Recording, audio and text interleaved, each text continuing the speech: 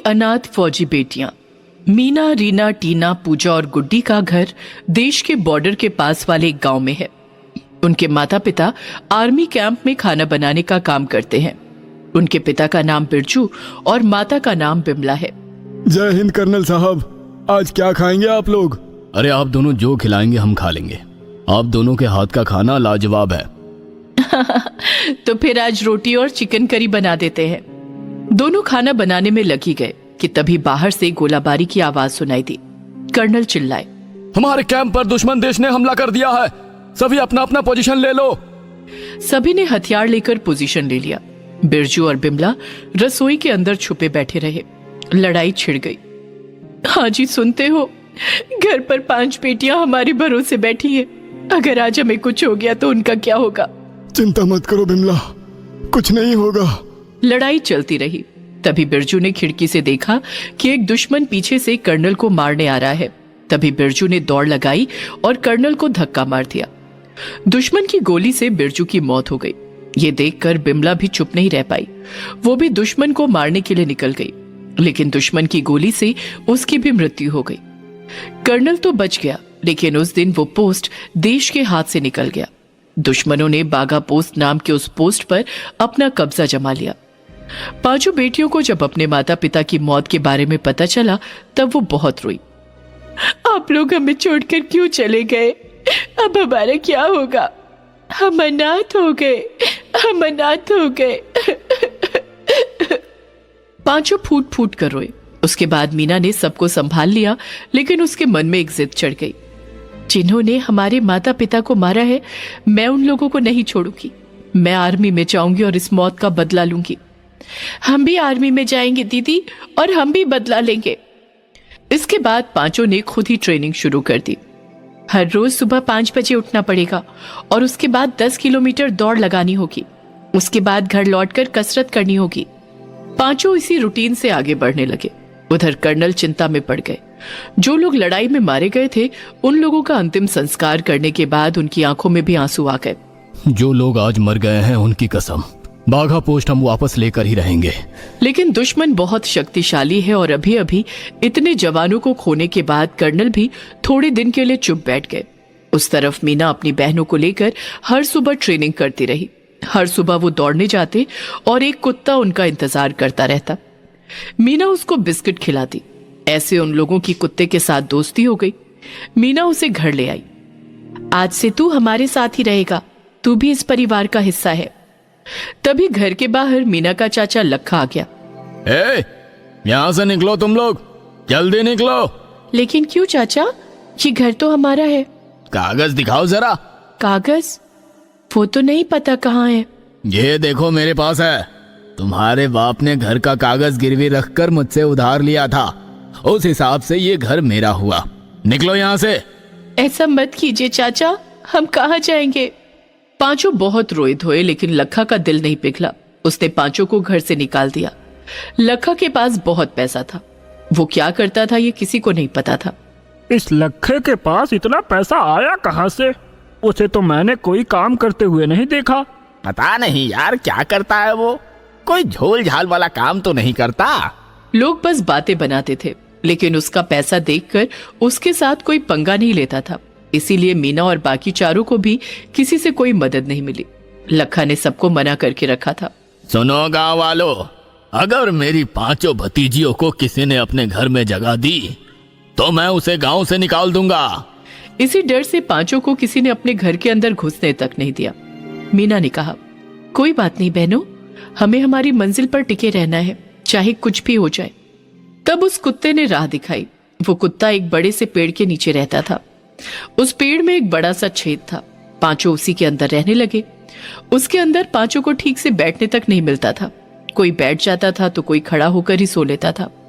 और सुबह उठकर पहले कसरत और फिर जंगल में से फल और सब्जियां तोड़कर खाना बनाना। ऐसे ही उन लोगों के दिन बीतने लगे। दूसरी ओर कर्नल लड़ाई के लिए आर्मी जवानों की झुंड इकट्ठी करने लगे। लड़कों, हमें कैसे भी करके बाघा पोस्ट को वापस लेना है। क्या तुम लोग मेरा साथ दोगे? Yes sir. कुछ ही दिनों के अंदर कर्नल ने बाघा पोस्ट पर बैठे हुए दुश्मनों के ऊपर हमला कर दिया। लेकिन पता नहीं कैसे दुश्मनों को पहले से ही इस अटैक के बारे में पता था। वो लोग तैयार होकर ही बैठे हुए थे। कर्नल हार गए। इस बार भी वो मरते मरते बचे। भला उन लोगों को पता कहां से चल गया कि हम अटैक करने वाले हैं? अजीब है। कर्नल फिर से तैयारी में लग गए। इधर कठिनाई के साथ जूझते जूझते पांचों लड़कियां बड़ी होने लगी। वो लोग जवान हो गई और एनसीसी कैंप में भर्ती हो गई। एनसीसी कैंप में मुफ्त में खाना भी मिलता था, इसीलिए इतने दिनों बाद पांचों को भरपेट खाना मिला।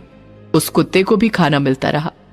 एनसीसी कैंप में वो कुत्ता भी उन लोगों के साथ ही रहता था। एक दिन एनसीसी कैंप में चोरी हुई। बहुत सारे लोगों का मोबाइल फोन चोरी हो गया। सब लोग परेशान हो गए। तब मीना ने कुत्ते से कहा, जा मोती, मैंने तुझे ट्रेनिंग दी है, जा और चोर को पकड़ कर ला। मोती सूंघते सूंघते एक लेक के किनारे पहुंच गया। वहां खुदाई करके देखा गया कि एक प्लास्टिक बैग के अंदर बांधकर सभी मोबाइल फोन को रखा गया था। सबको अपना अपना फोन मिल गया। मोती सूंघते हुए आगे बढ़ा और जंगल में से उस चोर को भी ढूंढ कर निकाला। उसका नाम गुल्लू था। गुल्लू को देखकर मीना को कुछ याद आ गया। अरे, मैंने तो एक बार इसे चाचा के घर पर देखा था। ये चोरी चकारी करता है। इसका मतलब क्या चाचा भी? मीना चिंता में पड़ गई। कैंप में पांचों लड़कियों की और कुत्ते की जय जयकार होने लगी। उस तरफ कर्नल चिंता में पागल हो रहे थे। इतने दिनों में उन्होंने कुल मिलाकर 9 ऑपरेशन किए थे, लेकिन हर एक बार दुश्मन को पहले से अटैक के बारे में पता था। ये कैसे हो सकता है? भला हर बार सटीक इंफॉर्मेशन उन तक पहुंच कैसे रही है? दूसरी ओर लखा का जमीन जायदाद दिन ब दिन बढ़ता गया। उसने बड़ा घर बना लिया, बड़ी गाड़ी खरीद ली। गांव वाले उसकी पीठ पीछे और ज्यादा बातें करने लगे। पक्का कुछ घपला करता है ये, नहीं तो इतना पैसा तो डाकुओं के पास भी नहीं है। वो समझकर 2-3 थप्पड़ मारकर छोड़ दिया गया। अगले दिन कैंप में कर्नल साहब आए आर्मी सिलेक्शन के लिए, और उनकी नजर मीना और बाकी चारों लड़कियों पर पड़ी। लड़की होकर आर्मी ज्वाइन करना चाहती हो? डर नहीं लगता? नहीं साहब, हम लोगों का एक मिशन है। अच्छा, कैसा मिशन? तब मीना ने सारी बात बताई।